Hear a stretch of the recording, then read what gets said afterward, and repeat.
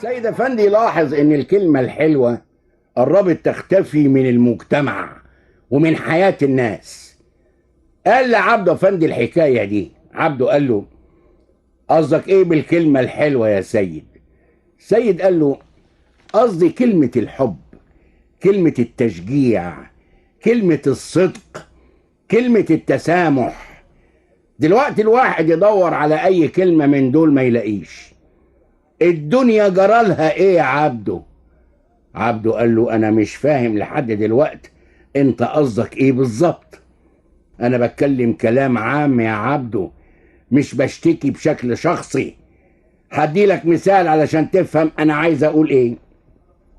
بسأل ديك النهار واحد تاجر صاحبي، بقول له: فلان الفلاني التاجر ده غني ولا نص نص؟ قال لي: غني جدا، عقبال امالتك. قلت له: فلوسه دي جابها منين؟ خلي بالك انا بسأله سؤال بريء. كان قصدي الفلوس اللي عملها من خلال تجارة ايه؟ الراجل اللي بسأله قال لي: ايه تفتكر؟ عبده قال له: قطعا بومبا. سيد قال له: بالظبط، هو ده اللي حصل. قال لي: بيقولوا انه بيشتغل في المخدرات في الاول لحد ما عمل فلوس جامدة، وبعد كده اشتغل بالتجارة، علما باني عارف ان البومبا اللي اداها له مش صحيح. يعني الراجل ما اشتغلش في المخدرات ولا حاجة، بالعكس كان تاجر امين ونشيط، وبسبب نشاطه وامانته عمل فلوس. كان زمان يا عبده لما حد يسأل تاجر عن تاجر تاني كان يمدح فيه، دلوقتي يديله بومبا. ليه؟ ما تفهمش.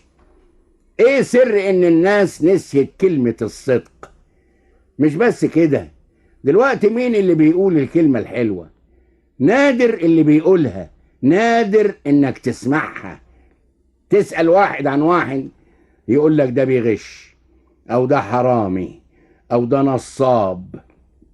المفروض ان الكلمة الحلوة لها تأثير اكبر من تأثير اي قوة. عارف الكلمة الحلوة زي ايه؟ زي نقطة المية. لو رحنا لصخرة ضخمة وضربناها بالمدافع الرشاشة، الطلقة هتخدش الصخرة لكن مش هتقدر تخرمها.